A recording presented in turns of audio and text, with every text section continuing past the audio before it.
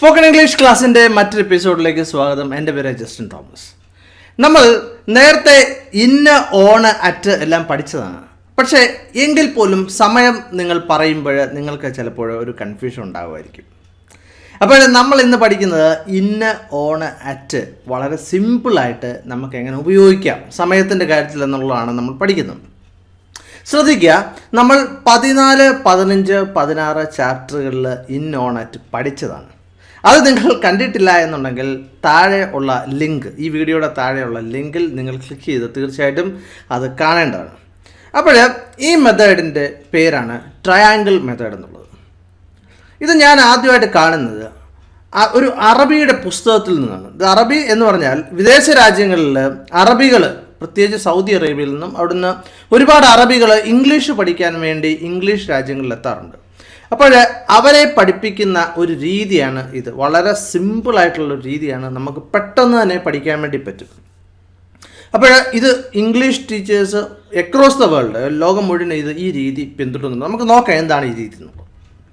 ആദ്യമായിട്ട് ഈ ട്രയാങ്കിളിൻ്റെ ഏറ്റവും മുകളിലായിട്ട്, ഈ ത്രികോണത്തിൻ്റെ ഏറ്റവും മുകളിലായിട്ട് അറ്റാണ്. അപ്പോൾ ഏറ്റവും കൂർത്തിരിക്കുന്ന ഭാഗമാണ് ത്രികോണത്തിൻ്റെ ഏറ്റവും മുകൾ ഭാഗം. അതായത് ഒരു പർട്ടിക്കുലർ സമയത്തെപ്പറ്റി സംസാരിക്കാൻ നമുക്ക് അറ്റ് ഉപയോഗിക്കാവുന്നതാണ്.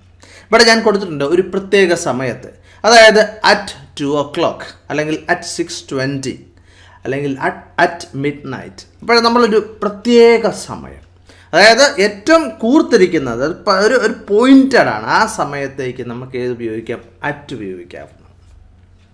ഇനി നമുക്ക് ഓൺ ഉപയോഗിക്കുന്നത് ഒരു ദിവസം, അതല്ലെന്നുണ്ടെങ്കിൽ ഒരു സമയത്തെപ്പറ്റി പറയാൻ വേണ്ടിയാണ്. ഇപ്പോൾ ഉദാഹരണം പറയുകയാണെങ്കിൽ ഓൺ ഫ്രൈഡേ, അതല്ലെങ്കിൽ ഓൺ മൈ ബർത്ത്ഡേ, അല്ലെങ്കിൽ ഓൺ 8th April 2018. അപ്പോൾ നമ്മൾ നോക്കുക, ഒരു ദിവസം അല്ലെങ്കിൽ ഒരു ഡേറ്റ് പറയാൻ വേണ്ടി.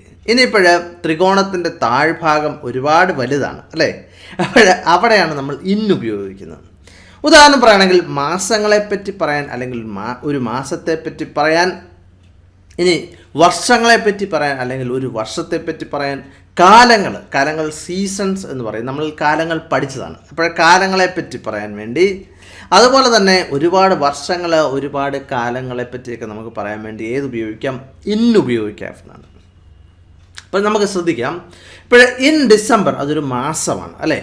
അല്ലെങ്കിൽ ഇൻ 2007 ഒരു വർഷം, അല്ലെങ്കിൽ ഇൻ ദ വിൻ്റർ. അപ്പോഴാ ദാ എന്തിനാണ് ഉപയോഗിച്ചത്? പർട്ടിക്കുലർ വിൻറ്ററിനെ പറ്റി പറയാൻ വേണ്ടിയാണ് അല്ലേ? നമ്മൾ ദായെപ്പറ്റി പഠിച്ചതാണ്. Okay, in the winter. Okay, അല്ലെങ്കിൽ in the past. In the past എന്ന് പറയുമ്പോൾ എന്താണ്? ഒരുപാട് കാലമുണ്ടല്ലേ, പുറകിലേക്കുള്ള ഒരുപാട് കാലങ്ങൾ.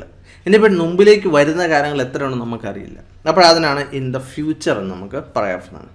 അപ്പോൾ ഇതാണ് മെത്തേഡ്. വലിയ കോംപ്ലിക്കേഷൻസ് ഒന്നുമില്ല. ഒന്നുകൂടെ പറയാം, നമ്മൾ ഏറ്റവും കൂർത്തിരിക്കുന്നത് ത്രികോണത്തിൻ്റെ ഏറ്റവും കൂർത്തിരിക്കുന്ന ഭാഗത്ത് നമ്മൾ അറ്റ് കൊടുക്കുന്നു. ഒരു പ്രത്യേക സമയത്തെപ്പറ്റി പറയാൻ വേണ്ടിയാണെങ്കിൽ നമ്മൾ അറ്റ് ഉപയോഗിക്കും. ത്രികോണം ഇച്ചിരി വലുതാകുന്നു, അവിടെ ഓൺ ഉപയോഗിക്കുന്നു. അതിനേക്കാൾ വലുതാകുമ്പോൾ ഇന്ന് ഉപയോഗിക്കുന്നു. ഇനിയിപ്പോൾ നമുക്ക് ചില ഉദാഹരണങ്ങൾ നിങ്ങൾക്ക് മനസ്സിലായെന്നുണ്ടെങ്കിൽ നമുക്ക് ഒരു ചെറിയൊരു എക്സസൈസ് ഒന്ന് ചെയ്തു നോക്കാം. ഇനി നിങ്ങൾ ശ്രദ്ധിക്കുക, ഇവിടെ എന്താണ് ഉപയോഗിക്കേണ്ടത്? Dash Monday, dash summer, dash 8 dash in his birthday. നിങ്ങളൊന്ന് ചിന്തിച്ച് നോക്കി. ഞാൻ ഒരു സെക്കൻഡ് നിങ്ങൾക്ക് തരാം. നിങ്ങളൊന്ന് ചിന്തിച്ച് നോക്കി, ഇവിടെ എന്തായിരിക്കും ഉപയോഗിക്കേണ്ടതെന്ന്. ആ ട്രയാങ്കിൾ നിങ്ങളുടെ മനസ്സിലേക്ക് കൊണ്ടുവരിക, നോക്കുക. അപ്പം നമ്മൾ ആദ്യമായിട്ട് പറഞ്ഞതിനൊക്കെ നിങ്ങളൊന്ന് ശ്രദ്ധിച്ച് നോക്കുക.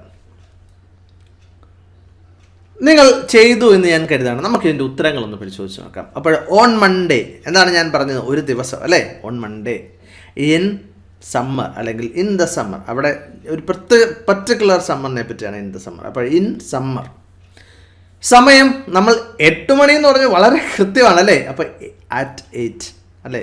ഇപ്പോഴേ ബർത്ത്ഡേ, ആ ഒരു പ്രത്യേക ദിവസം, ഓൺ ഹിസ് ബർത്ത്ഡേ എന്നുള്ളതാണ് വന്നിരിക്കുന്നത്. വളരെ സിമ്പിളാണ് അല്ലേ? ഇനിയിപ്പോഴേ നമുക്ക് മറ്റ് ചില ഉദാഹരണങ്ങൾ നിങ്ങളൊന്ന് ചെയ്തേ, ഒന്ന് ഇതിൻ്റെ ഉത്തരം ഒന്ന് പറഞ്ഞേ. അപ്പോൾ my class start dash at വരുമോ, അതോ ഇന്ന് വരുമോ, ഓൺ വരുമോ? അപ്പോൾ നിങ്ങൾ ഈ വീഡിയോയുടെ താഴെയായിട്ട് നിങ്ങൾ കമൻറ്റ് ചെയ്യേണ്ടതാണ്. അപ്പോഴേ മനസ്സിലാകും നിങ്ങൾക്കിത് മനസ്സിലായി എന്നുള്ളത്. He is coming here on dash. ഞാൻ ഉത്തരം പറഞ്ഞു ആക്ച്വലി നെക്സ്റ്റ് സൺഡേ. ഇനിയിപ്പോൾ I graduated from my university dash 2006. ശ്രദ്ധിക്കുക, ഈ ഗ്രാജുവേറ്റഡ് എന്നുള്ളതിന് നമ്മൾ പാസ്ഡ് ഔട്ട് എന്ന് പറയാറുണ്ട് അല്ലേ, നമ്മൾ കോളേജിൽ നിന്ന് പാസ് ഔട്ട് എന്നൊക്കെ പറയാറുണ്ട്. പക്ഷെ സത്യത്തിൽ അത് ഇംഗ്ലീഷുകാർ അങ്ങനെ ഉപയോഗിക്കാറില്ല, ഗ്രാജുവേറ്റ് എന്നാണ് പറയുന്നത്. പക്ഷെ ശ്രദ്ധിക്കുക, അപ്പോഴേ നിങ്ങൾ ചോദിക്കുക ഗ്രാജുവേഷൻ എന്ന് നമ്മൾ പറയുന്നത് ഡിഗ്രിക്കല്ലേ എന്ന് നിങ്ങൾ സംശയം ഉണ്ടാകും. തീർച്ചയായിട്ടും നമ്മളിവിടെ പറയാറുണ്ട്. പക്ഷേ എങ്കിലും ഗ്രാജുവേറ്റഡ് എന്ന് പറഞ്ഞാൽ അതിപ്പോൾ എന്ത് വേണമെങ്കിലും ആകാം. I graduated my 10th standard. ശ്രദ്ധിക്കുക, അങ്ങനെയാണ് വിദേശികൾ പറയുന്നത്. നിങ്ങൾ ശ്രദ്ധിക്കുക. അപ്പോഴേ ഇതിൻ്റെ ഉത്തരം, ഈ 3 ചോദ്യത്തിൻ്റെ ഉത്തരം നിങ്ങൾ കമൻ്റായിട്ട് താഴെ എഴുതുക. അപ്പോഴേ നിങ്ങൾക്ക് ഇത് ഇഷ്ടപ്പെട്ടു എന്ന് ഞാൻ കരുതുകയാണ്. തീർച്ചയായിട്ടും നിങ്ങൾക്ക് ഇഷ്ടപ്പെട്ടെങ്കിൽ ലൈക്ക് ചെയ്യുക, അതുപോലെ തന്നെ സുഹൃത്തുക്കൾക്ക് ഷെയർ ചെയ്യുക. അതുപോലെ തന്നെ ഞാൻ എപ്പോഴും പറയുന്ന പോലെ എൻ്റെ ഇതൊരു വീഡിയോ കോഴ്സാണ്. നിങ്ങൾ തീർച്ചയായിട്ടും ശ്രദ്ധിക്കുക, ഒരു വീഡിയോ അവിടുന്ന് ഇവിടുന്നും അല്ല കാണേണ്ടത്. അപ്പോൾ തീർച്ചയായിട്ടും നിങ്ങൾ ക്രമത്തിൽ കാണുക.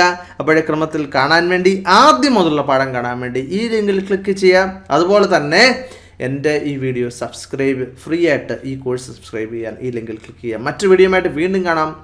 Thank you very much for watching and God bless you.